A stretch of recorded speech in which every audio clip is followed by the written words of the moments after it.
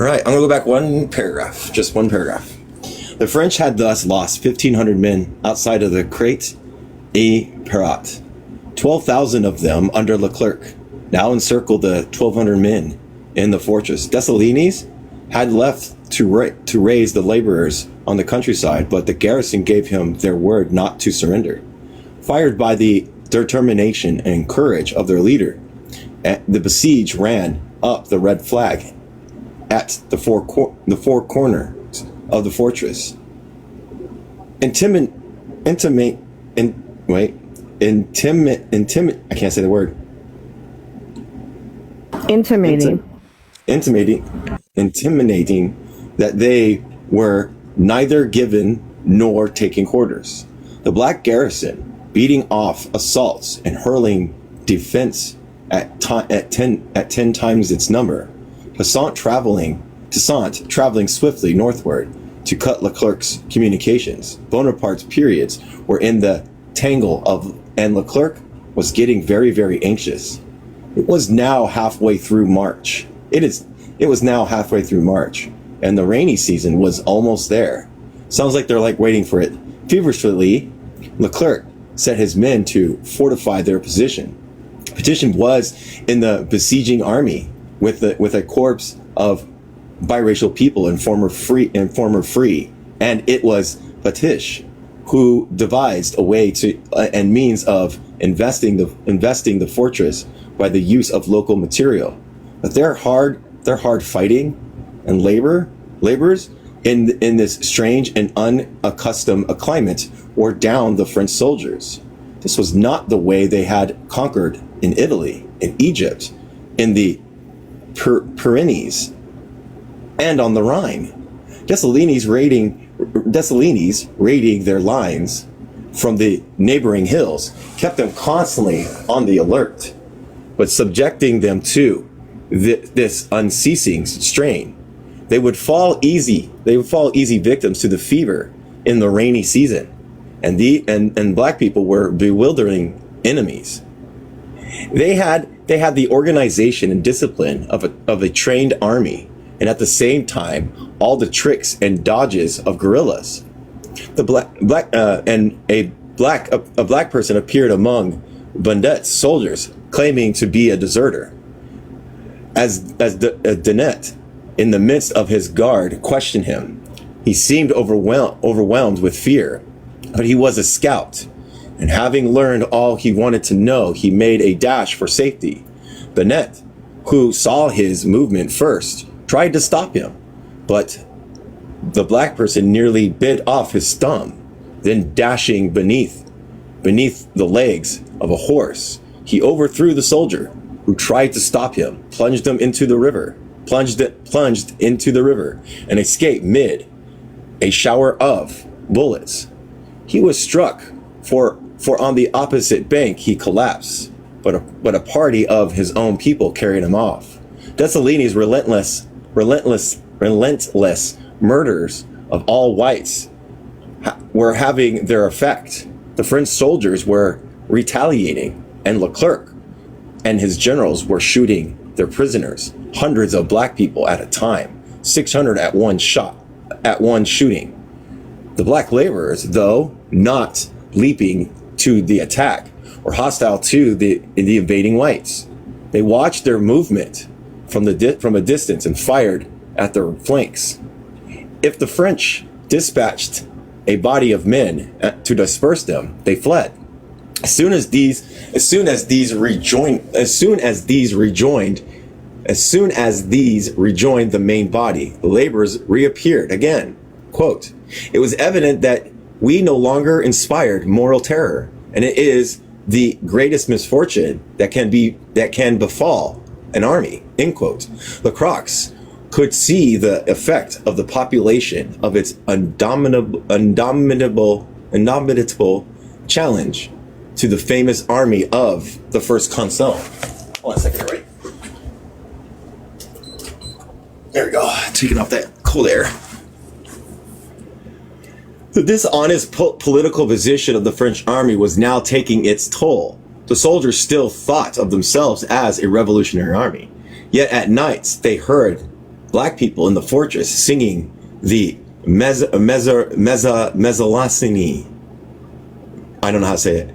The Ka-ira, C-A space A-I-R-A, and the other revolutionary songs. Lacroix records how these misguided wretches, as they heard the song started and looked at the officers as if to say, quote, "Have your barbarous enemies justice on their side? Are we no longer the soldiers of the Republican France? And have we become the crude instruments of policy?" End quote. The regiment of Polish, I think it's Polish people, maybe, remembering their own struggle of nationalism, refused to join in the massacre of 600 black people ordered by Leclerc. And later, when Dessalines was reorganizing the local army, he would call one of his regiment the Polish regiment. Toussaint had no mercy on the local whites, but he treated the French prisoners with courtesy and care, spoke frequently to them, explained his stand. Later, as the army went to pieces, some soldiers deserted to the black people. All that was needed was a highly political detachment of white Jacobins fighting in the black ranks and calling for Leclerc's soldiers to come over. But the garrison had neither doubts nor scruples. Being without water, they kept in their mouths balls of lead in order to quench an unsupportable thirst. Nobody complained. The officers asked the chief of ambulance for doses of poison to prevent them falling alive into the hands of the French, and the wounded asked for companions in case of evacuation to kill them before they left. The French, well supplied with artillery, began a 3 days bombardment, intending to beat the fortress and the redoubt to dust. And their black person and biracial allies were a mighty support. Petition's skills in artillery threw cannonball after cannonball into the fortress. When his men complained of always being put in the front, he rebuked them, quote, "wretches," quote unquote. He said in a low voice, as if ashamed that the French should hear, quote, Are you not honored to be placed first? Be quiet and follow me," Lacroix asked Bowden, that valorous black people, quote unquote, to hold a platoon. "But not worry, General. Do not worry, General," quote unquote, as the reply, quote, "They will take it when I am dead." Nervous for another in a difficult position, Lacroix told him to be of good cheer. Quote, "Do not be worried, General," replied Henin. 10 years now I have cheerfully made war for the Republic. Why should I not do it for a quarter of an hour for friendship?" End quote. It should have been difficult enough in any circumstances to tear the epaulets from the shoulders of these black people, when they use the N-words, both majors, but it would be trebly so after the services they were rendering with such gallant, even debonair loyalty. Every day of the war was, thank you, every day of the war was piling up mountains in the way of Bonaparte's clear and precise instructions.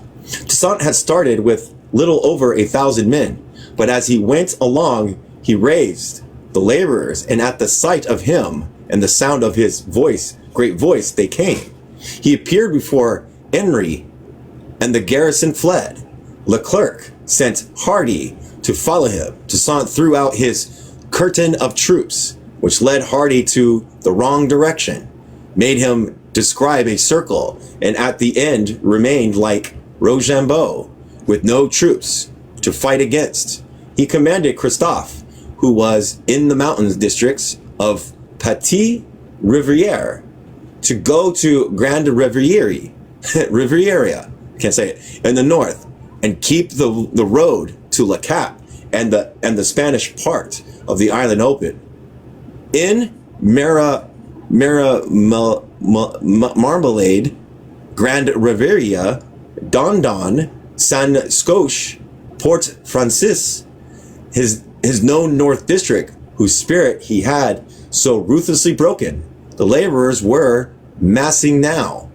One of his adherents held the mountain of Lambi, another the mountains around Plaisance, and Desfournax held Plaisance itself, guarding Leclerc's communication with Le Cap. If Toussaint took Plaisance, he would join hands with Christophe and Marapes, raise the whole of the North Plain, captured Le Cap, and then, with his authority, restore in the north, take Leclerc in the rear. He launched the first attack on the Fort Bederet, as usual, leading the charge with sword drawn, while the battle raged. The Fornox from Plaisance, I can't say these words correctly, sent reinforcements, and Toussaint himself went to meet these. To his amazement, he saw advancing against him soldiers wearing the uniform of the 9th Brigade, the crack corps under the command of Marapes. He recognized at once what had happened. Riding out alone to within 5 or 6 paces of the regiment, he spoke to them. Soldiers of the 9th, will you dare to fire on your general, your fathers, and your brothers? End quote. The black soldiers fell on their knees before him, and he would have won them back. But the Europeans with them fired on Toussaint. His own soldiers rushed up to protect him. As that moment, a young officer handed to Toussaint a letter from Dessalines, and was immediately shot, dying in Toussaint's arms. The captain of Toussaint's dragoons was grievously wounded at his side, and holding the wounded man on his horse, Toussaint galloped away.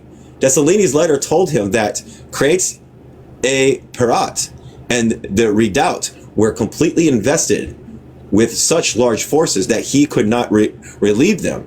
He abandoned the project and marched on Le Cap, and sent to tell Dessalines that he was returning to relieve the fortress. But Dessalines could not wait. On March 14th, the 3rd day of the bombardment, the French captured a black man and a black woman.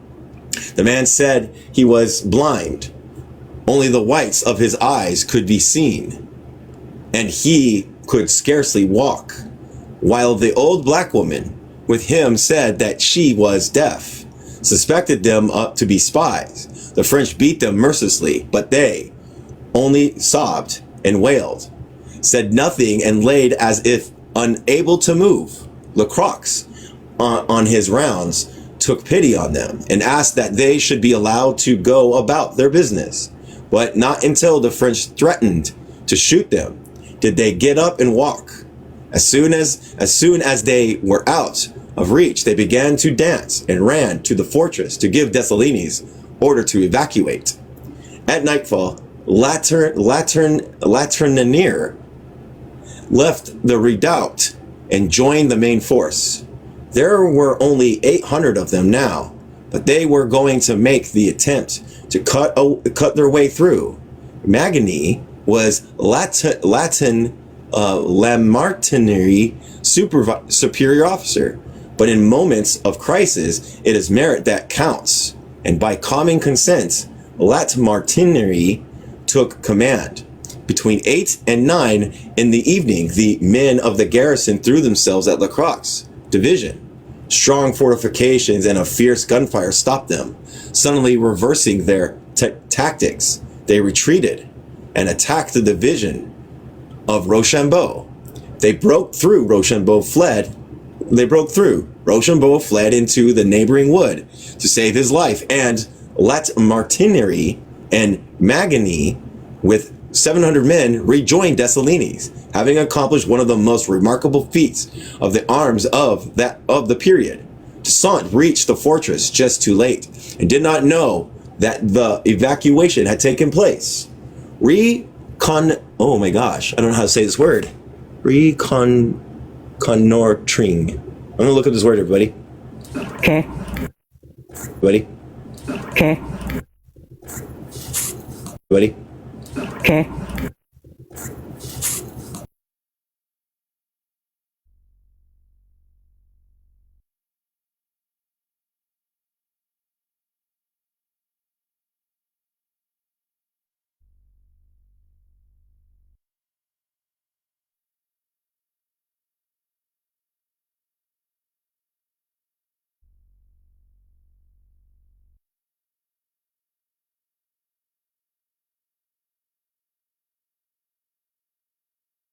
Reconnoitering. Has anybody ever heard of reconnoitering? No. There it is. It's explore or surveying an area, typically to gain information about the enemy position, strength, and examining terrain. Nice. All right, cool. Reconnoitering, he detected a weakness in the disposition of Leclerc's forces, and he planned to raid that general's headquarters and arrest him with the whole of his staff. He was as daring and as tireless as ever, but his politics still lagged behind events. If he had captured Leclerc and his staff, he was going to send them back to France with the account of Leclerc's conduct and ask the First Consul to send someone worthy of confidence to whom he might hand over the government.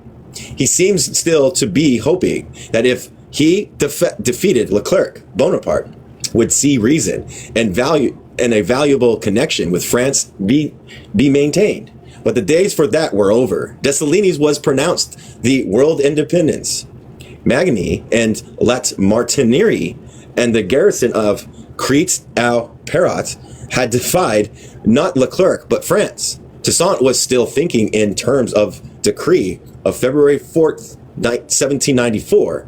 The Black Revolution had passed him by. So he's trailing behind. That would be like tailism. Everybody else, okay. The capture of Crête-au-Perret was a great victory for Leclerc, but a victory that had cost too much. The garrison had escaped with a loss of less than half its men. Leclerc had lost 2,000 dead. Survival of his officers were severely wounded. Dagout was to die, and he entered the fortress to find only the wounded, the cannon spike, the war materials and stores destroyed. Leclerc begged his officers to moderate the casualties and their reports, but even as it was, Bonaparte was profoundly moved by the disastrous losses before Crête-au-Perret and sent to say so. Leclerc sent Rochambeau and Hardy northwards to maintain and strengthen his communications with Le Cap. He asked Lacroix to enter Port Republican in such a way as to efface the bad impression which had been created in the population by the repeated checks all over the country and the loss in front of Crête-au-Perret. Lacroix placed his men in 2 ranks instead of 3. The section marched a great distance from each other, and all the officers were mounted. He had artillery harnessed to animals sent to meet him. He distributed these among his columns, and by this careful window dressing made the moral effect which he intended in Port Republican, or at any rate thought he did. With the fall of Crête-au-Perret, Leclerc believed that he no longer needed to keep on good terms with biracial peoples. Anxious to carry out at least of Bonaparte's instructions, he had Ragout and his family arrested and sent back to France. Some trifling excuse was given as the pretext, but this deceived no one. When Ragout went on board and an officer announced to him that he was a prisoner and demanded his sword, with a movement of indignation, he threw it into the sea in an involuntary acknowledgement of a colossal fool who he had made himself and deserting to Saint or Hundeville. On arriving in France, he would be imprisoned. Ragout gone, the leader of the biracial people was now Petish. He, it seems, had heard nothing of Ragout's deportation until he read the notice affixed to the door of Lacroix house in Port Republican. Then, hey Kevin, then it seems for the first time Petish understood what old Toussaint had understood so many years before Madagascar, or its French equivalent, as still a possibility. Petition was like Toussaint, a noticeably quiet man, but on reading the notice, he said loud enough to be heard by French officers, quote, "It was well worth the trouble to make him come here and give him as well as us this disappointment." It was the beginning of biracial wisdom. Toussaint had only regret for the misguided Ragout. Quote, it was against me that they brought that general here. It was not for me that they were deporting him. I regret his fate, end quote. Why did he not seek contact with Petish and propose to him a pact of independence? The arrest of Ragout, their leader, had startled all the biracial peoples. But Toussaint, even while he was hurrying Leclerc, was secretly seeking means of coming to a compromise with him, a compromise that Leclerc would soon be glad to accept. But Leclerc now once more had hopes of easy victory. On April 5th, reinforcements of 2,500 men arrived at Le Cap, and he changed his tactics. He would attack the black leaders singly in their mountain fastnesses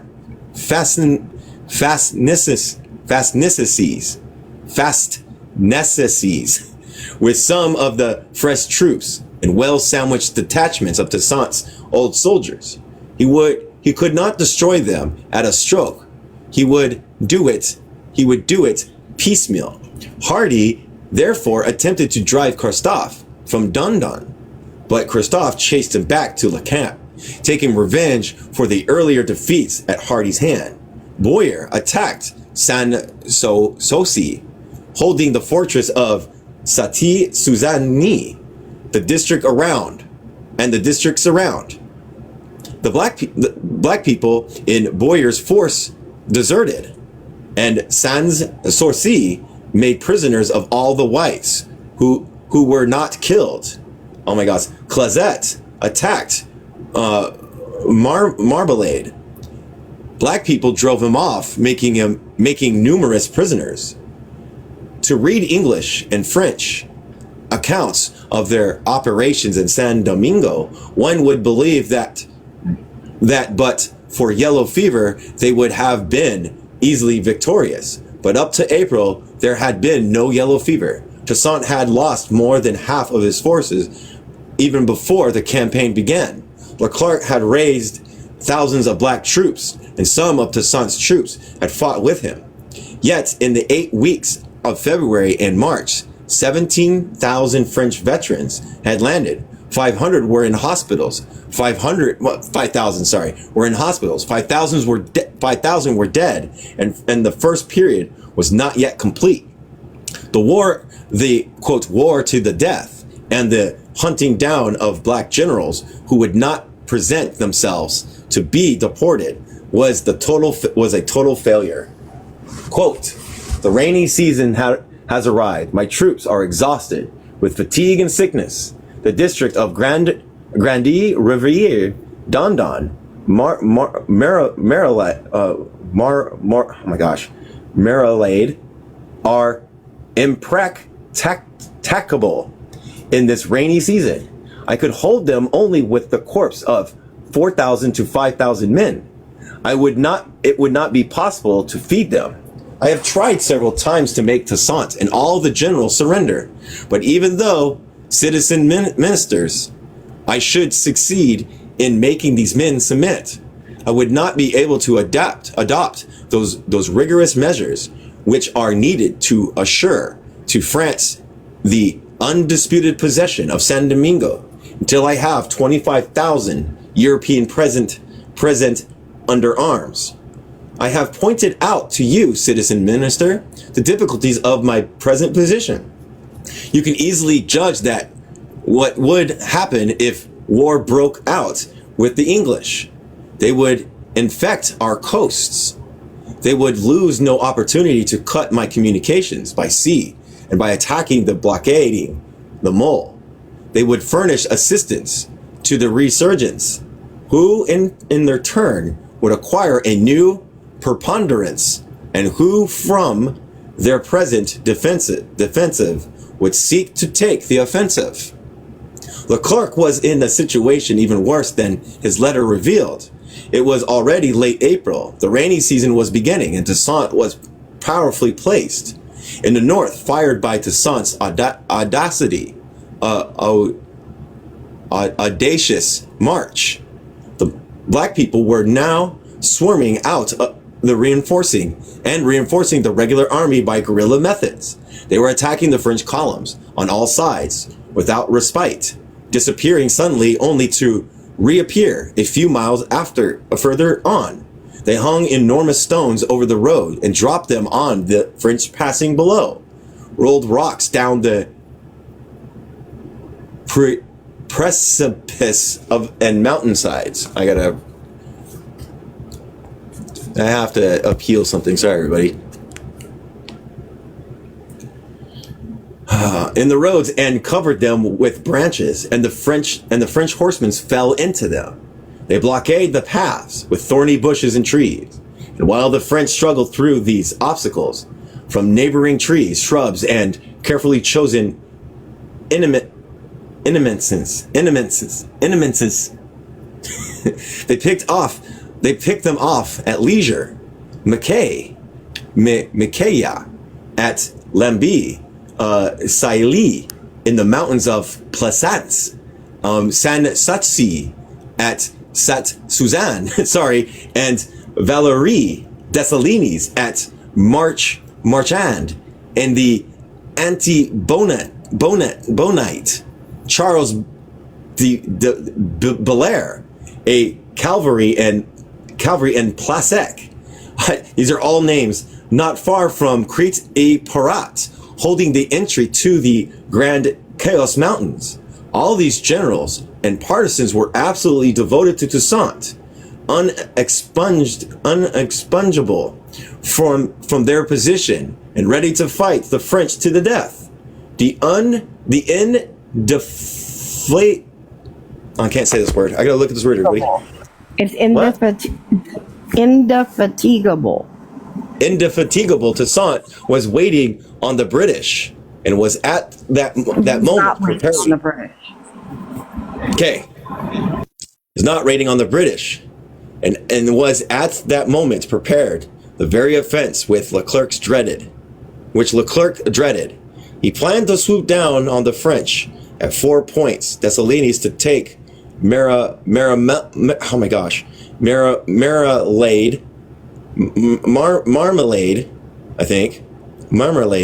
Belair to join him, and both to attack Crete-al-Parat. Vernet, a biracial person who had remained faithful to take Gonaves, and Toussaint himself to take Plassans and Lambi.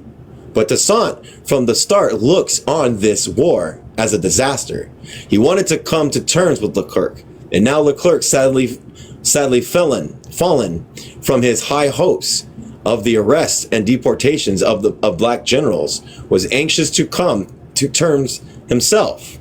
Instead of repudiating the French, seeking contact with biracial peoples, some of who had remained with his army, and called on all to fight for freedom, the property of the whites and independence, Toussaint now wrote a reply to Bonaparte's letter and sent it to Bonnet. He assured Bonaparte of his devotion and submission to his orders. Jesus, Toussaint, come on. And affected to believe that Leclerc had acted in opposition to Bonaparte's instruction. If Bonaparte would send another general to take command of the colony, all would be well. If not, by his continuing resistance, Toussaint would only be assisting Leclerc in doing all the evil possible. But this offer he gave Bonaparte the opportunity to withdraw from the hopeless expedition with dignity and send someone else to negotiate with Toussaint for new relations with France, which Toussaint wanted. At the same time, Toussaint, by his new offensive on all points, would strike terror into the hearts of Leclerc and the French and force them to a truce. It was magnificent diplomacy, but ruinous as a revolutionary policy. The slopes of treachery from the dizzy heights of revolutionary leadership are always too steep and slippery. That leaders, however well-intentioned, can never build their fences too high. Toussaint gave Christophe permission to negotiate with Leclerc and was reading Leclerc's letter to Christophe and supervising Christophe's reply. Leclerc proposed to Christophe to seize Toussaint. Christophe indignantly rejected the treachery. Leclerc understood that he had gone too far and proposed an interview with Christophe. Toussaint told Christophe to go and hear what Leclerc had to say. Christophe went. Leclerc assured him of his good faith, promised to maintain him and all his officers in their command, and Christophe submitted. It was a terrific blow to the revolution. When Toussaint and the others reproached him, Christophe, a man known to appreciate the comforts of life, replied that he was tired of living in the woods like a brigade. Christophe has been blamed wrongly. The fault was entirely Toussaint's. His combination of force, offensive, with secret negotiation was too tortuous a method for Christophe. It was a policy suited for war between two national states, not for a revolutionary war. True, the masses did not know of the negotiations, but it was the results that matter. Christophe was an ex-slave, a man of the revolution, one of Toussaint's staunchest supporters. If he surrendered to the French, why should the black laborers go on fighting? Once more, the masses had received a shattering blow, not from the bullets of the enemy, but from where the masses most often received it, from their own trembling leaders. With Christophe went 1,200 soldiers, 100 pieces of cannon, and quantity of ammunition, and 2,000 white inhabitants. Lampi and Fort Francis passed into the hands to the French without a shot fired, and Marmalade was left open. But Leclerc was now thoroughly afraid of Toussaint and preferred to negotiate rather than to fight. Toussaint was not in any way depressed. He told Leclerc in one letter that the mischief he had done was evidence of the mischief he could do, and that he would sell dearly a life that had been at some time useful to the mother country. Leclerc was extremely conciliatory. He used Christophe as a go-between and informed Toussaint that it would be a wonderful day when he submitted himself to the orders of the Republic. Toussaint sent him 3 of the aides de camp and his secretary, and after the conference lasted several hours, submission was arranged and on 3 conditions: indispensable liberty for all in San Domingo, maintenance in their grades and functions of all the native officers, Toussaint to keep his staff and retire where he wished on the territory of the colony. Bonaparte had stringently enjoined Leclerc not to leave any officers above the rank of captain on the island. Toussaint would submit only on the condition that every officer was maintained not only in his grade but in his functions. How carefully the imperialists maintained the function about native troops being no good except under white officers. It was the trained army that Bonaparte wished to behead, and it was that army that Toussaint wanted to maintain. Despite the submission, the victory was still with Toussaint. He had an interview with Dessalines and Charles Belair, his nephew, and persuaded them to submit also. There was nothing else for them to do, and they agreed. Lat Martiniere and Magny and all the army joined the French. The whole French army was as glad as it was astonished at this sudden peace.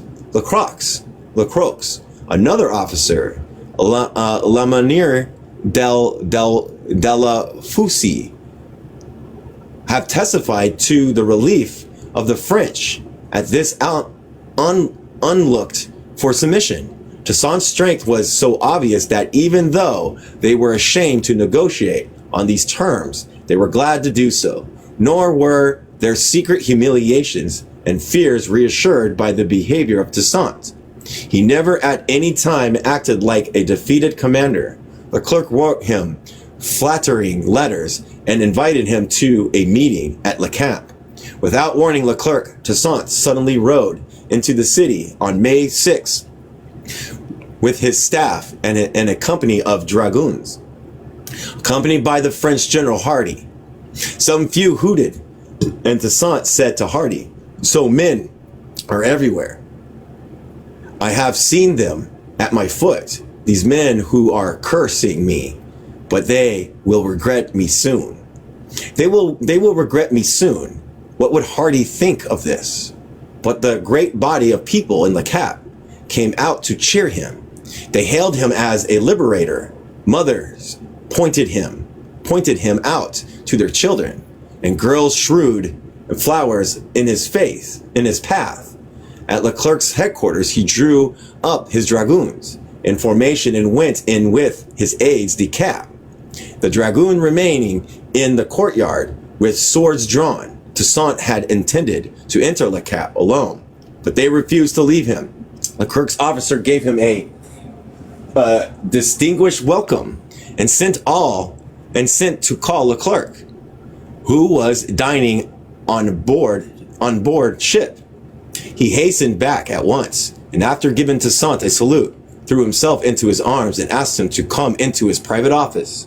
"General," he began, "we can only praise you and admire you for the way you have borne the burden of governing San Domingo." Toussaint, stern and aloof, asked him why he had brought sword and fire to a peaceful country. Leclerc tried to make excuses. Toussaint did not accept them. "I agree," said Leclerc, "but I was not master of myself. Let us forget the past and rejoice, General, at our reconciliation. Contrary to his usual diplomatic manner, Toussaint, with the drawn sword of his guards outside, would not respond to Leclerc's overtures. He refused to post the lieutenant general. Paul Overture came to greet him. Toussaint, who did not yet know of the confusion with the letters, repelled him before the whole company. Leclerc invited him to dinner, but although he accepted, he would not eat. Afraid of being poisoned, he drank only a glass of water, and near the end of the meal had a scrap of cheese, cut very carefully from the center of the piece that was offered to him.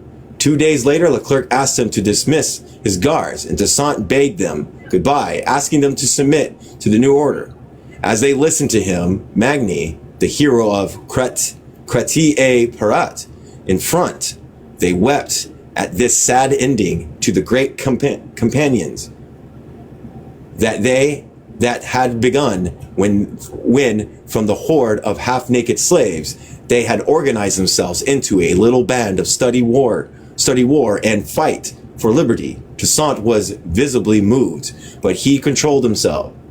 After embracing his chief officers, he took the road to his plantation, and Henry, as he drew near, the crowds came out to meet him. "General," they asked, "have you abandoned us?" "No, my children," he answered. "All our brothers are under arms, and the officers of all ranks retain their posts."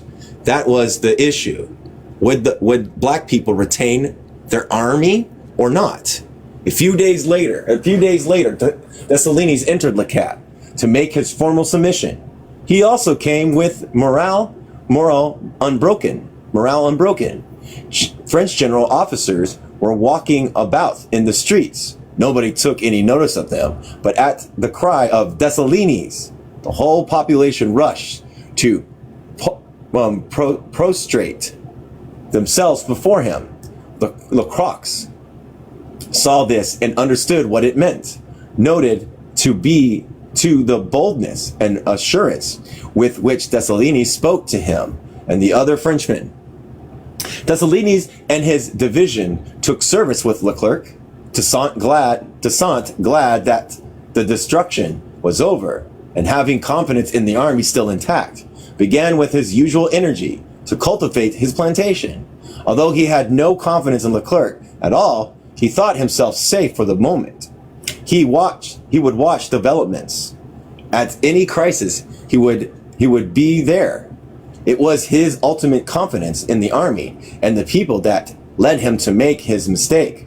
At the back of his mind, he knew that they could never be beaten, but his eyes fixed on the French. He did not know that he had lost the confidence of Dessalines, who was no longer looking to him for leadership, but was working out his own road to independence.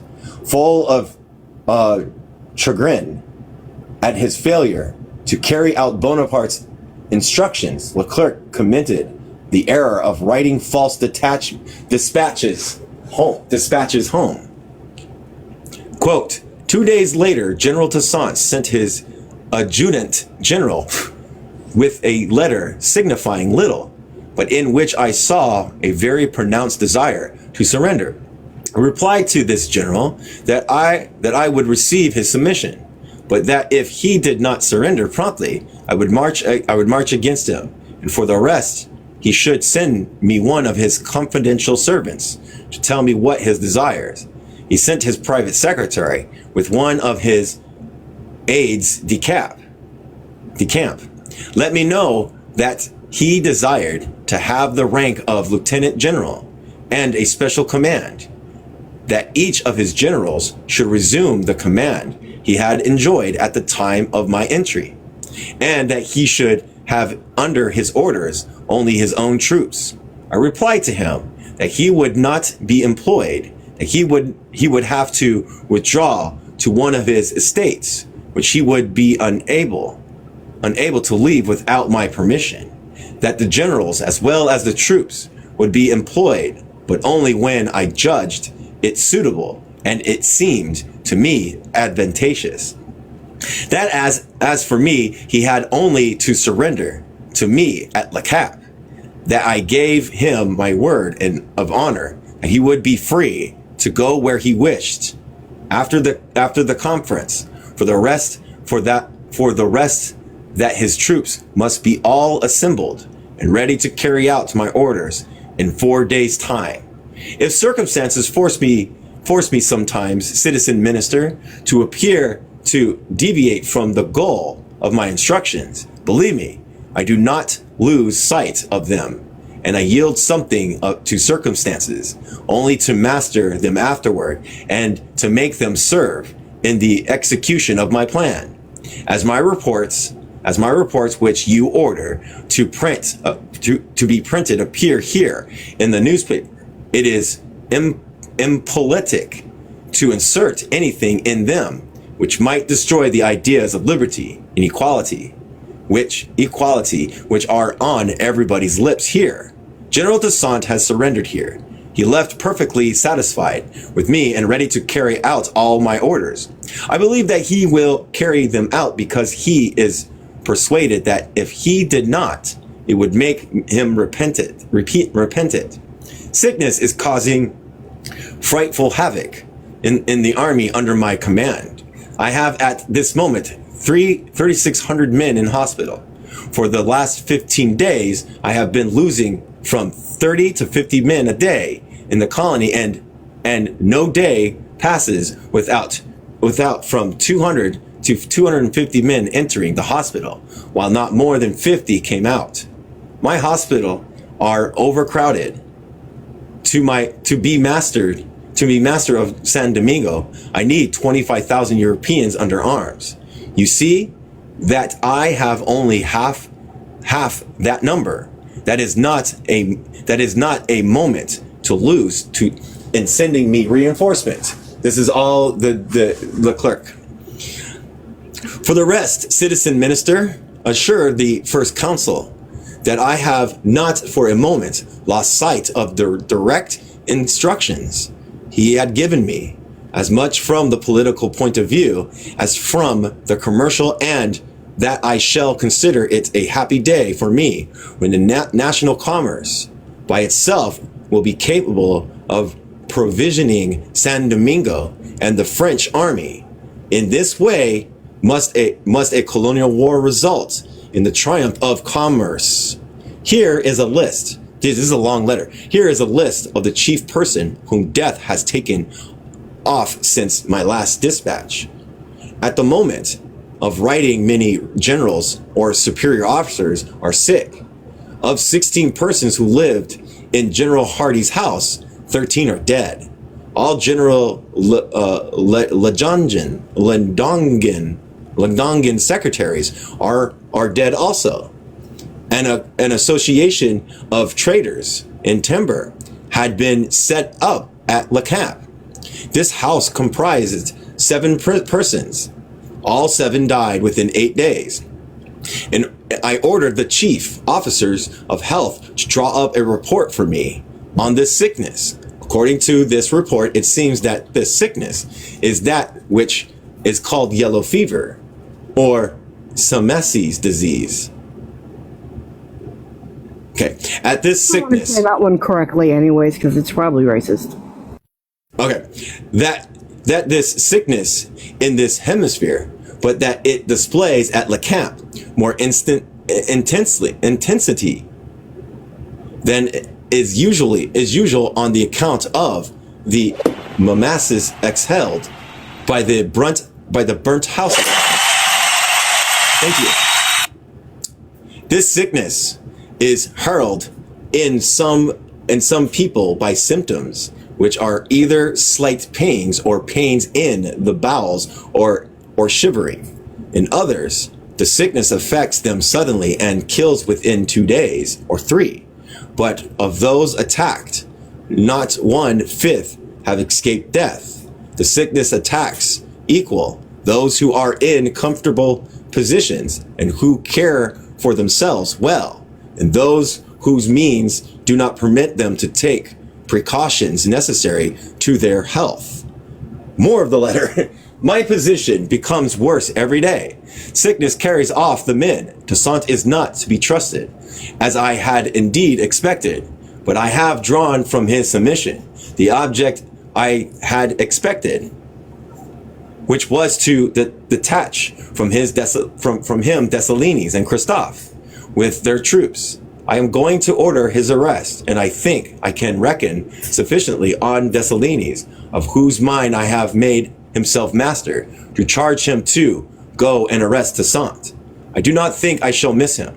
What makes me take this daring resolution, citizen consul, is that it is necessary for me to revive in the colony the idea...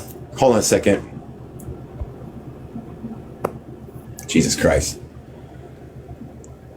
To revive in the colony the ideal of my strength by some act of rigor.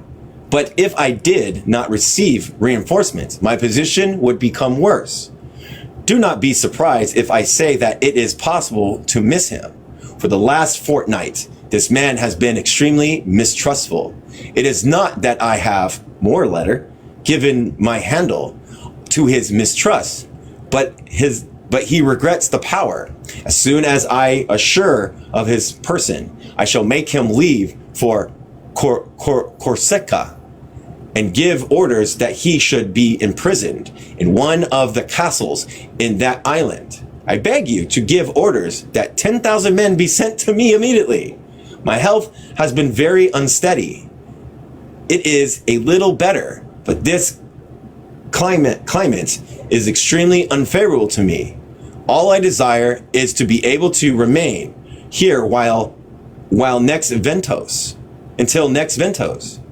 I hope at that period to have sufficiently advanced my work in order that I might leave it to my successors without any anxiety, despite the ravage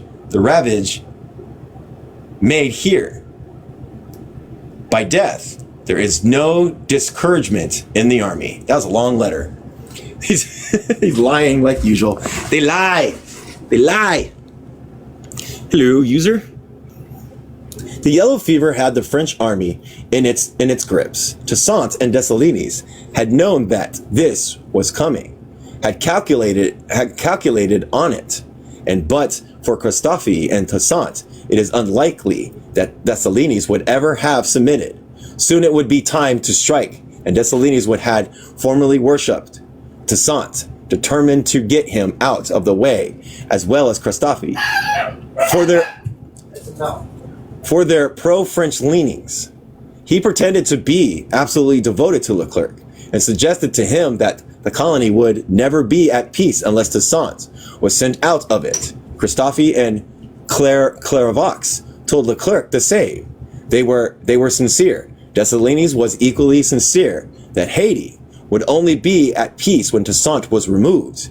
Only the peace he planned was the destruction of Leclerc and the expulsion of everything French from the island. I am liking Dessalines better. Faithful and loyal assistant to Toussaint, he knew his chief well enough to doubt his capacity to take the steps Dessalines saw would be necessary. He saw what had to be done and could trust. Hold on a second, I got something. Can trust no one except himself to do it. Since the day of Crete et Parat, Dessalines had his program for national independence ready, and Rochambeau, who knew him well, ceaselessly warned his brother officers that Dessalines mediated treachery. Leclerc knew that it was Dessalines who mattered, and feeling himself master of Dessalines, he took the step. Toussaint was not plotting. Leclerc reproached him with suspicious action. Toussaint proved that he was working on his plantation and nothing more. On June 7th, General Brunat wrote to Toussaint asking for a meeting at his headquarters. The letter overflowed with assurances of good faith and the personal sincerity and honor of the writer. Toussaint was not well, and he had received warning from friends that Leclerc intended to arrest him. Nevertheless, he decided to go. It may be that he had confidence in Brunet's assurances, but his whole career, all his policies, his whole attitude to Leclerc, from the beginning to the last, denied this. If he did not go to this interview for fear of arrest, then he would have to fly and begin the war again, in the position infinitely worse than when he had come to terms. On the other hand, it was unlikely that Leclerc would dare to arrest him while Dessalines, Belair, and the others still had command of their troops. It was here that he was wrong. He met Brunet at 8 in the evening, accompanied by only 2 officers. The men talked for a few minutes, and when Brunet begged to be executed for a moment. As soon as Brunet left, some grenadiers with fixed bayonets, having Ferraria, Leclerc's aide-de-camp, at their head, entered the house. Toussaint rose and drew his sword. Ferreira, with lowered point went up to him. General, we have not come here to do you any harm. We merely have orders to secure your persons. And Toussaint submitted. They bound him like a common criminal, arrested his aide-de-camp, arrested his wife, son, and niece, treating them with every indignity. They broke into the house, stole his money, his jewels, and his family papers, destroyed his plantation. They rushed the family on board and frigate, which was waiting in the harbor of Le Cap, and embarked them for France. As Toussaint stepped on board the boat, he spoke to Savary, the captain, some words which he had doubtless carefully prepared. His last legacy to his people. Quote, "In overthrowing me, you have cut down in San Domingo only the trunk of the tree of liberty. It will spring up again by the roots, for they are numerous and deep." The news of Toussaint's arrest came like a cold shock to the whole population. Whatever Toussaint had done, he stood for liberty. Round about Henry and in the mountains, the drums were beating and calling the people to revolt. In the heights of Plassans, Dondon, and around the mass insurrection against Leclerc began. But the population as a whole gave little sign of interest. Leclerc was deceived, but not Lecroix, the others of his officers. Dissemination is the refuge of the slave. Yeah, is the refuge of the slave, and an unnatural calm frightened some of the whites. The black masses did nothing because they did not know what to do. They saw Maurepas, Dessalines, and Christophe, and their officers maintaining their commands. Leclerc, as he had said from the time he came, swore that he had no design against liberty.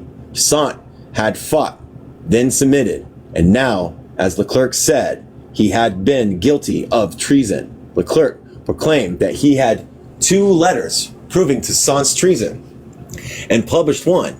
It was a forgery from when the home government asked him for proofs in order to bring Toussaint to trial. He confessed that he had none. Let post mortem and retrospective arguments about mortality be the happy hunting ground and well-fed professor. Leclerc had been instructed to get rid of Toussaint and had got rid of him, but the arrest did not help Leclerc. Quote, "The First Council wishes to have an army in San Domingo in the month of October. He must hold on a second. He must have it sent from France for the ravages of sickness. Here are too great for words. Not a day passes without my being told of the death of someone whom I have caused to regret bitterly. Man cannot work here much without risking his life. Since my arrival in this country, I have often been in poor health from having worked too hard. The government must seriously think of sending me a successor. It is quite impossible for me to remain here for more than 6 months. I reckon by that time to hand over the colony free from the state of war and to the one who will be designated to replace me. My health is so wretched that I could consider myself very fortunate if I can last that long. I have noticed you, citizen minister, in one of my last dispatches of the pardon which I had been pleased to grant General Toussaint. This ambitious man, from the moment I pardoned him, has not ceased his underhanded conspiracies. The report which have reached me, even through General Dessalines, of the way he was behaved since his submission, leave me no doubt on that score. I gave orders for his arrest. It was no easy matter. I'm sending to France with all his family this man who is such a danger to San Domingo. The government citizen minister must have him put in a very strong place, situated in the center of France, so that he may never have any means of escaping and returning to San Domingo. Here he has all the influences of the leader of the sect.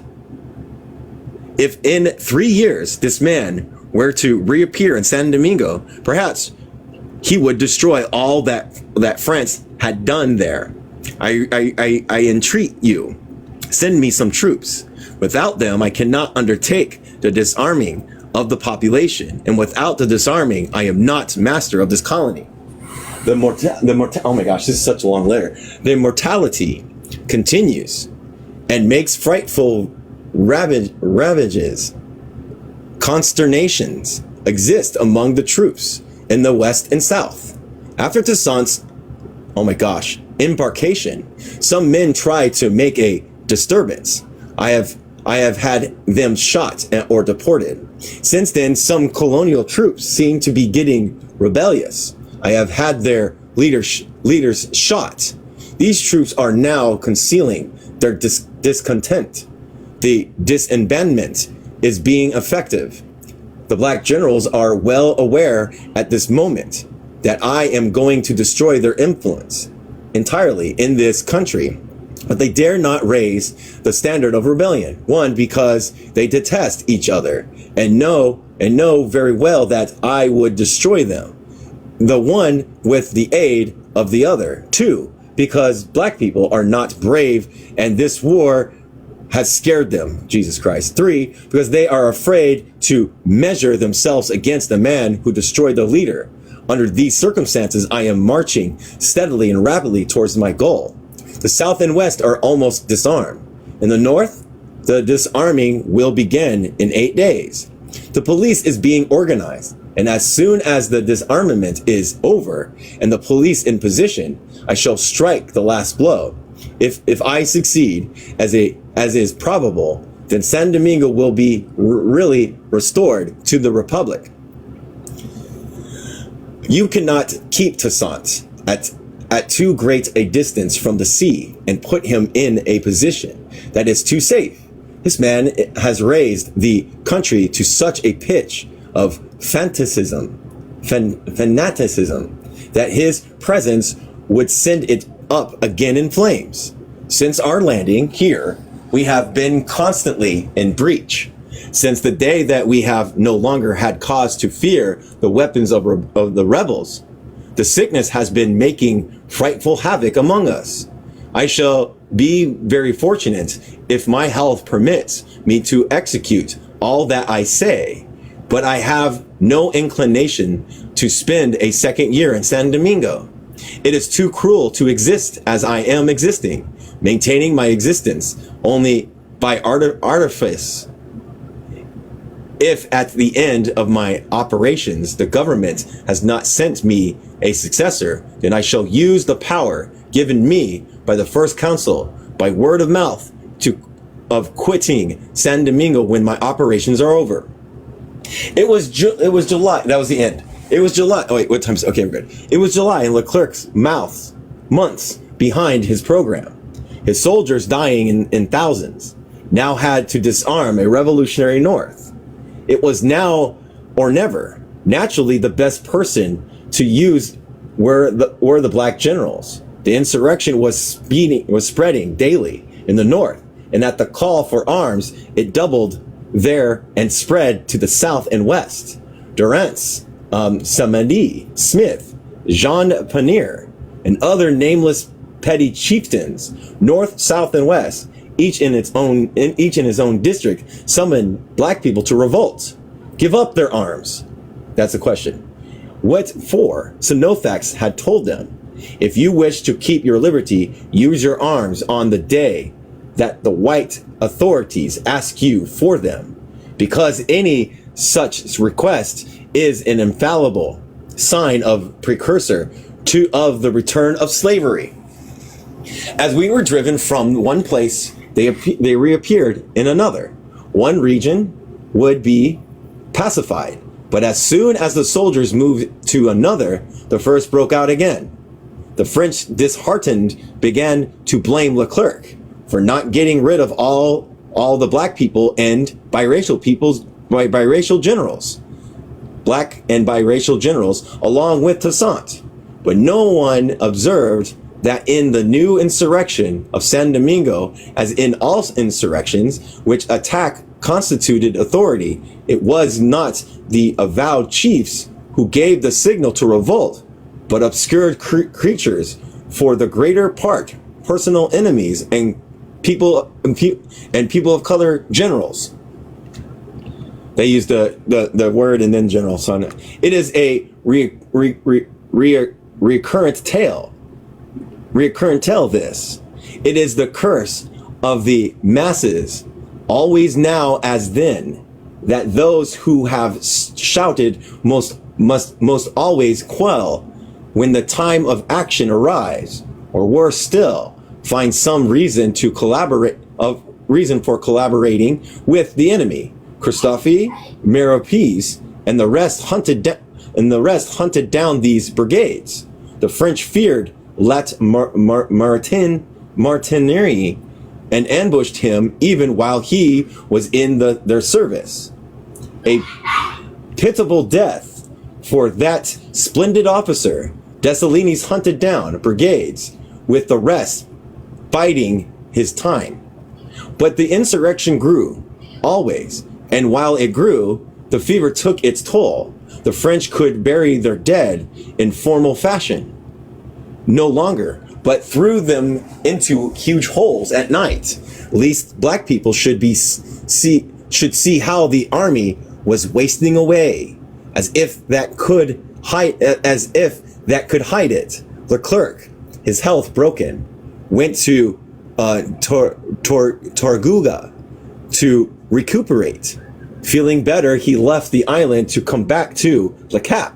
As soon as he left, an insurrection bursted behind him. It was crushed there, only to break out among black people around Mole St. Nicholas. In early July, the rumors began to spread through the island that the French government was restoring slavery. Fuck yeah. Not the restoring, but that coming to the people, because I feel that's going to ignite. Once more, the masses had shown greater political understanding than their leaders. Bonaparte had indeed taken the steps.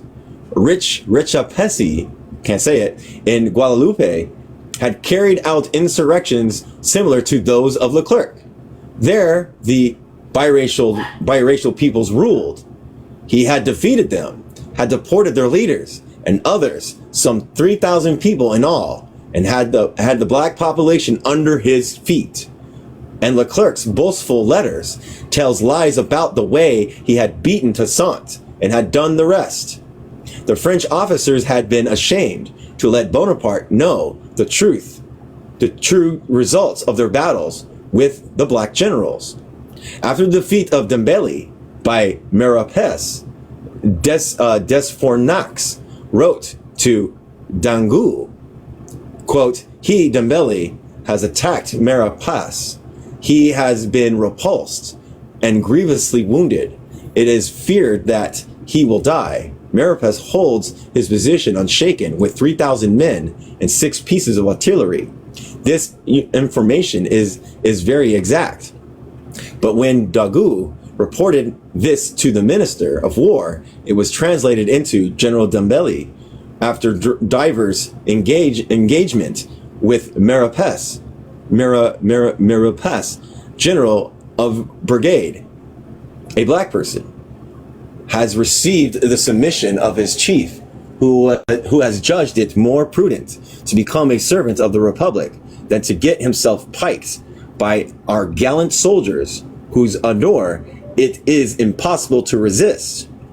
With these smoothly false reports, Bonaparte must have thought that the job, if not quite finished, would not present much difficulty, and there was no mere necessity to prevaricate.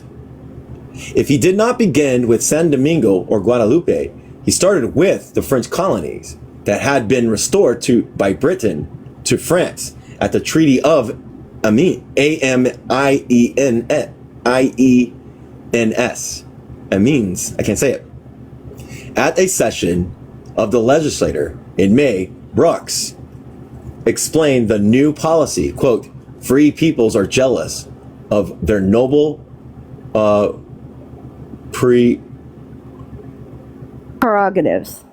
Prerogatives. Yeah. They have their egoism, but their sentiment must not be carried too far," end quote.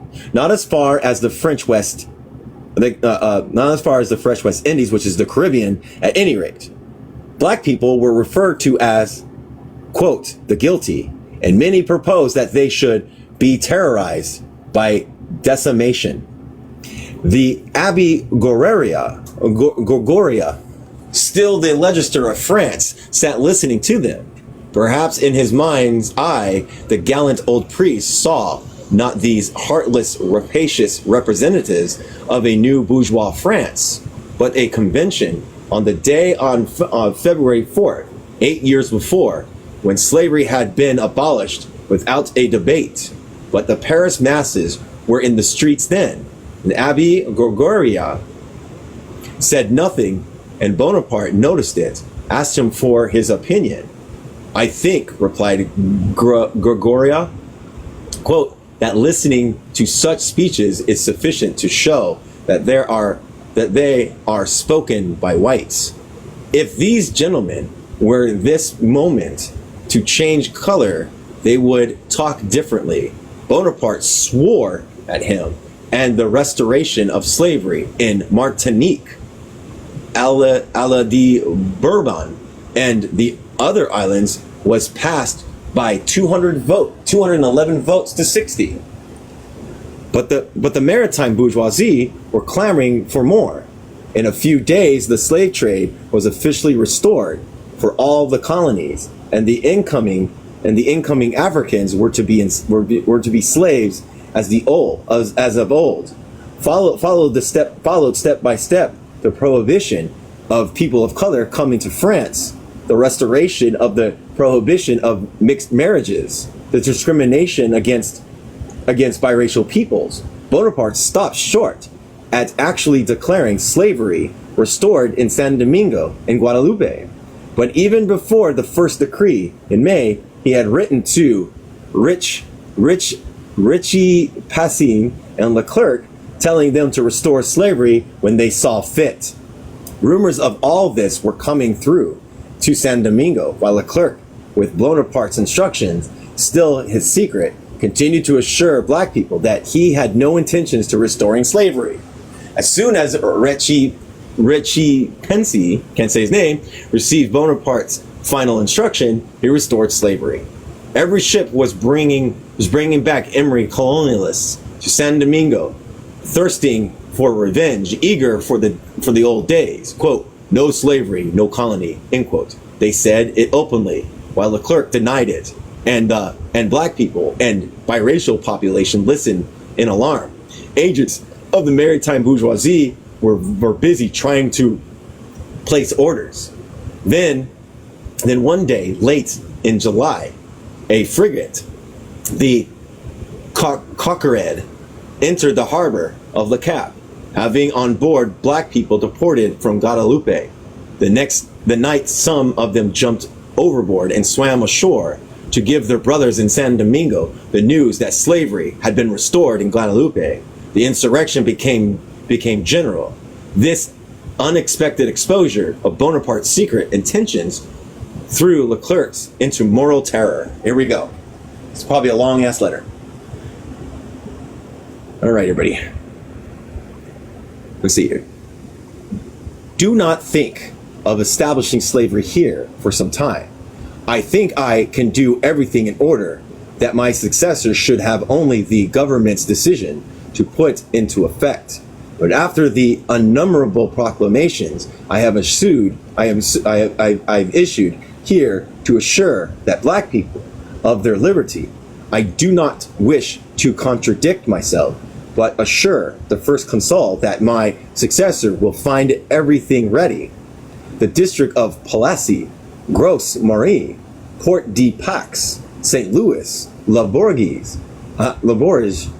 are in revolt, but I hope that this will be the last crisis. The Manly is making such frightful progress that I cannot calculate where it will end. The hospital alone in Le Cap have lost this month 100 men a day. To the Madeleines, the insurrection must be added the shortage of cash in which you leave us. If that continues ever so little with the reinforcements, I expect that the the hospital so costly, I shall see my troops in revolt because I shall not be able to administer to their needs. My position is no better. The insurrection spreads. The malady continues. All black people are persuaded by letters which have come from France, by the law which it reestablished the slave trade, by the decree of General Rich Rechapis, which reestablished slavery in Guadeloupe, that the intentions is to make them slaves again. I can assure their disarmament only by long and stubborn conflicts. These men do not wish to surrender. It must be admitted that on the eve of settling everything here, the political circumstances of which I have spoken to you above have almost destroyed my work. The unfortunate measures you have adopted have destroyed everything and inflamed minds. We will no longer be able to reduce black people except by force of arms. For this, we need an army and funds, without which the prosperity of San Domingo is in grave danger. I have asked you, citizen minister, for a successor. That letter, like many others I have addressed to you, has received no reply. The government must think of sending me a man who can replace me at need. It is not that I am thinking of quitting my post at a difficult moment, but my health is continually becoming worse, and there is no one who might replace me to the advantage of the Republic. I should do all I possibly can to prevent the insurrection from spreading between now the Vendémiaire, but at the time the death has wrought such frightful havoc among my troops that You skipped a whole paragraph. No, I didn't. By that time, the 9,000 men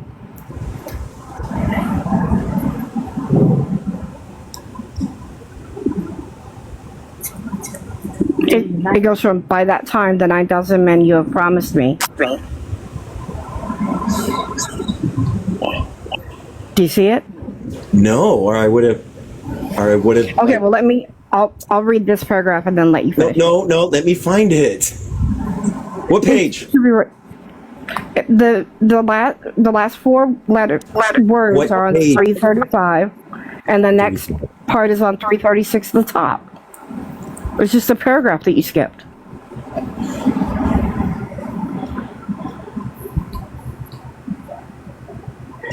One says, all right, it says, I have asked you, citizen minister, for a successor. That letter, like many others I have addressed to you, has received no reply. Government must think of sending me a man who can replace me at need. It is not that I am thinking of quitting my post at a difficult moment, but my health is continually becoming worse, and there is no one who might replace me to the advantage of the Republic. I shall do all I possibly can to prevent the insurrection from spreading between now and the first Vendémiaire. By that time, the death has Nope, wrought. that's the next sentence. You skipped Nope. one. Nope, I did not. Lynn, I is did this not. a whole paragraph? I did not skip Yeah. anything. Okay, See, but look. it's not here. Look. Yeah, but look at mine. I know, Okay. but look. See? I see That's the next word. yours, but do you see mine? No, I cannot see yours. Hold on.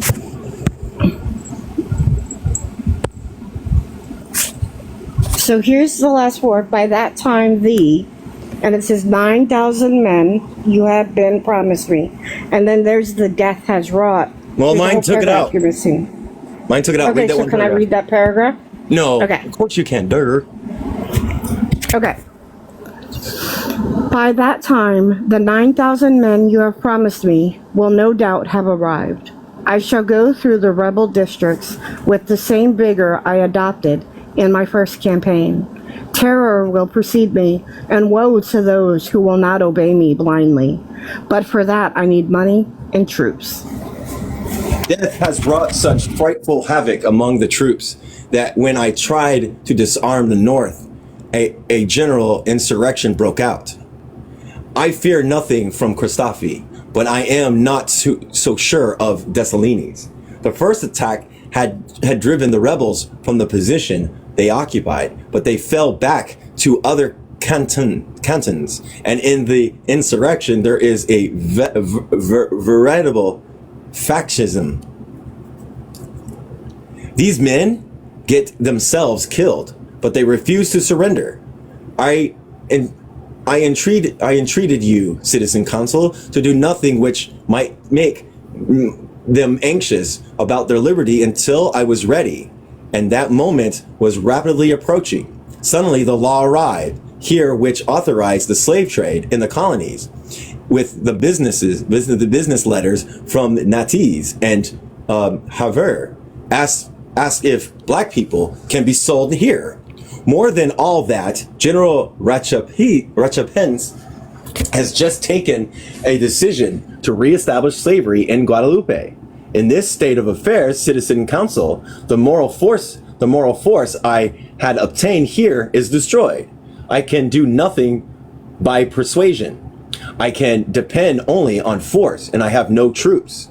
Now, citizen council, that your plans for the colonies are perfectly known, if you wish to preserve San Domingo, send a new army, send above all money, and I assure you that if you abandon us to ourselves as you have hitherto done, this colony is lost, and once lost, you'll never regain it again. My letters will surprise you, citizen council, after those I have written to you. But what general could calculate on the mortality of 4/5 of his army and the uselessness of the remainder, who has been left without funds, as I have, in the country where purchases are made only for their weight in gold, and where with money I might have got rid of much discontent. Could I have expected in these circumstances the law relating to the slave trade, and above all the decrees of General Jacobins, Jesus Christ, that dog, reestablishing slavery and forbidding the men of color from signing themselves as citizens? I have shown you my real position with the frankness of a soldier. I am grieved to see all that I have done here on the point of being destroyed. If you had been a witness for the difficulties of all sorts which I have overcome and the result I have obtained, you would agree with me in seeing my position. But whoever disagreeable it may be, I still have hopes of succeeding. I make terrible examples, and since terror is the sole source left me, I employ it. At Tortago, of 450 rebels, I had 60 hangs. Today, everything is in perfect order. All the proprietors or merchants who come from France speak of slaves. It seems that there is a general conspiracy to prevent the restoration of San Domingo to the Republic. Sending me immediately reinforcements. Sending me immediately reinforcements. Send me money, for I am in a really wretched position. I have painted a pessimistic picture of my situation. Do you think that I am in any way cast down by what is happening? I shall be always equal to circumstances, whatever they may be, and I shall serve you with the same zeal as long as my health permits me. It is now worse. I am no longer able to ride. Bear in mind that you must send me a successor. I have no one here who can replace me in the critical situation in which the colony will be for some time. Germains is in revolt. I have no other news for that quarter. Jesus. Christophe and Dessalines had begged me not to leave them here after my departure. That allows you to judge of the confidence they have in me. I hope in the first day of Bromir to be able to send to France or elsewhere all disruptive persons. When I leave the colony, will be ready to receive the regime which you wish to give it, but it will be for my successor to take the final step. If you agree, I shall do nothing contrary to what I have proclaimed here. General Richie Passes conducts himself in a manner which is very impolitic. That's weird. A very clumsy in so far as San Domingo is concerned. If I had not cut off my heads here, I should have been chased from, oh my gosh, more island long ago. Jesus Christ. How long is this fucking letter? Okay, good. It's almost done. And would it not have been able to fulfill your plans? The black generals lead the columns. They are well surrounded. I have ordered them to make terrible examples, and I use them always when I have something terrible to do. The decrees of General Richapatsi have repercussions here and are the source of great evil. The one which restored slavery from having been issued 3 months too early will cost the army and the colony of San Domingo many men. P.S. I have just heard of a bloody fight that General Boyer has experienced at Gros Morny. The rebels have been exterminated. 50 prisoners have been hung. These men die with an incredible factism. They laugh at death. It is the same with the women.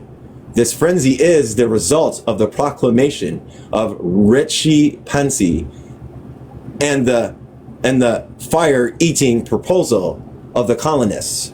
It appears to me, oh my gosh, come on. It appears to me from the orders that you send me that you have not got a clear idea of my position here. You order me to send black generals to Europe. It would be very simple to arrest them all the same day, but I used the generals to quell the revolt, which never stopped. I have just discovered a great plot which aimed at raising the whole colony to revolt by the end of the Thermidor. That's weird. It was only partially executed for lack of a leader. It is not enough to have taken away Toussaint. There are 2,000 leaders to be taken away. Jesus Christ. Hold on a second. Let me look at something. 338. Oh my gosh. I'm going to read all the way up to this another letter. Jesus Christ. All right. The masses were fighting and dying as only revolutionary masses can. The French army was wasting away. Despair was slowly choking Leclerc, but still these black people and biracial people, the black and biracial generals continued to fight for Leclerc against the brigades, and the biracial peoples and former free continued to stick to the French, hoping that the fate of Guadeloupe and Martinique would not befall them. In August, Charles Belair, heartbroken since Toussaint had been arrested, Toussaint used to call him his La Bonasse, and stirred to resentment at the cruelty of the French, joined their insurrection, and as if they were only waiting for someone in authority to lead them, the whole population of the Artabanti revolt with him. This did not suit Dessalines. Belair was his rival, Toussaint's favorite, and Belair had, in the early days of the expedition, saved the lives of many whites. Dessalines invited him to an interview, hinting at a combination against the French. Belair and Santi came for the women, were now fighting side by side with the men. Dessalines arrested them both and sent them to Leclerc. It was a treacherous crime, but it was not treachery to the revolution. For in the very month of August, Dessalines and Petish, while they hunted down brigades, came to an understanding at last.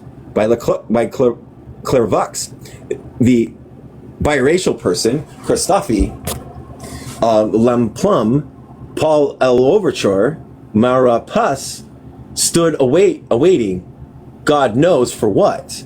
And without them, neither Dessalines nor Petish could move.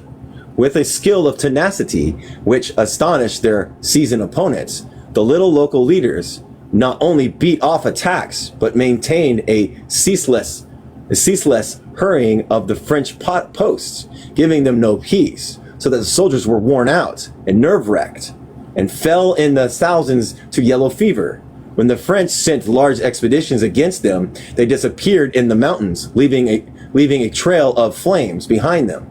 Returning when the wary French retreated to destroy still more plantations and carry their attacks into the French lines. Running short of ammunition, the laborers in the mountains around Port de Pax attacked this important town, drove out the garrison, killed the whites, burned the houses that had been rebuilt, and took possession of the fort with 25,000 pounds of powder. Who comes to recapture it? Maurepas, who had commanded in the district and had so valiantly driven off the attack in Humbert, Dembele, and Hardy. He and the French, with a vigorous counterattack, recaptured the fort, but, quote, there's resurgence with incredible activity. Men, women, and children all had got back to the mountain, more or less heavily laden. The masses of the North Plain ran to put themselves under the guidance of the new leaders. All that the old gang would do was to threaten Leclerc. Some black people who had been slaves attempted to purchase their freedom from their former masters. These refused and singled out as their private property high officials and officers, men who had shed their blood on the battlefield and served with distinctions and admiration. Christophe told General Remel that if he thought slavery was to be restored, he would burn the whole of San Domingo to the ground. The black general, dining with Lacroix, pointed to his two daughters and asked him, "Are these to go back to slavery?" It was as if they could not believe it.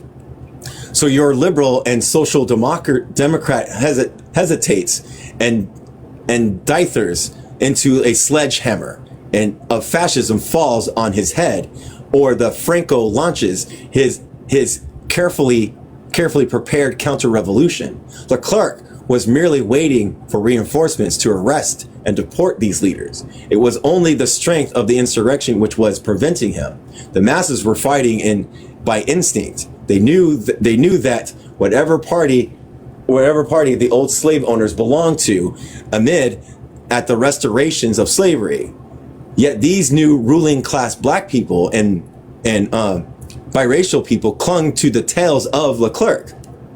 One night, Clairvaux and Christophe were dining with Bendet, and Lacroix. And Lacroix asked the two men of color why the insurrection was spreading.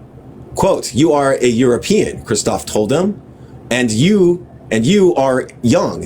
You have fought only in the armies of the mother country, and therefore you cannot have any prejudice regarding slavery. I will therefore speak to you without reserve. The revolt grows because distrust is at the height.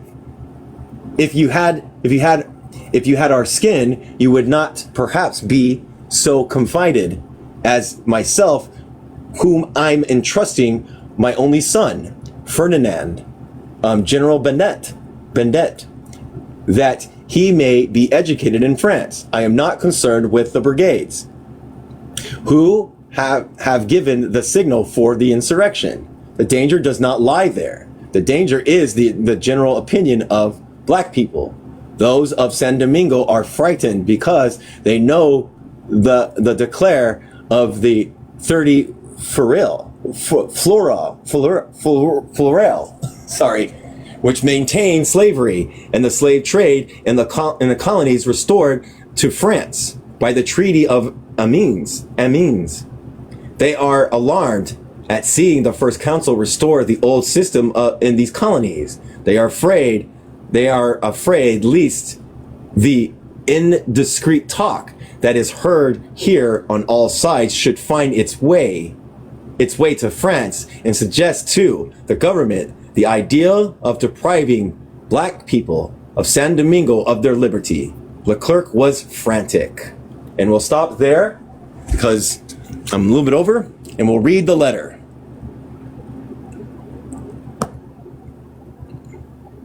Here we go. That was an amazing reading, and that is so bullshit what they're trying to do and what they did to Toussaint. Mm-hmm. But I mean, Toussaint was gullible.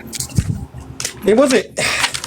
I don't. He was like a comprador class. These are like these people that these biracial people and black people that are attached to the aristocracy and to the French is what we call like what we see in like neocolonialism, where the imperialists give like a comprador class to keep engaged with the exploitation, alienation, and resource extractions for their own benefit.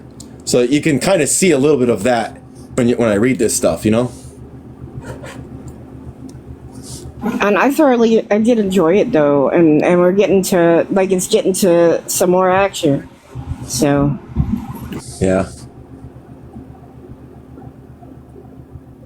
Hold on a second. If the French government, that's where we're at. Yeah, yeah, they kind of did a debacle though. But I hope those generals that used to serve under Toussaint change their mind and actually see what's going on and be like, nope, we're going to take up arms with the masses. I hope they do that. I'm hoping so too. Yeah. So we'll find out later. I wonder how far. Let me see. I want to see something real quick. Let me look ahead. What page are we on? 141. 341. On page 341. Let me look at something. 341. Jesus, this is a long ass chapter. 341. Oh my God. Long ass chapter. 341, huh? Yep, 341. Hey, Two-Spirit. Are you and Chicken doing a live tonight? Yep. That's the last chapter. We're reading the last chapter right now. Oh, okay. Yep. Right now. 341. Now, I was kind of disappointed in Toussaint, honestly, and his attachment with France. Yeah. You know what I mean? I'm like, no! 341? Yeah, 341. 341. Okay. I wish he would have, like, took up arms and, like, made that whole country without France and English people and Spanish people. So yeah. All right. That's what's a critique. Let's find out. I'll reread it all the way to the end and see what happens. You know what I mean? Yep. Yep. So, anyways, I'm going to go ahead and close it out. I appreciate everybody. Thank you for listening to my broken up reading. It was broken up because I was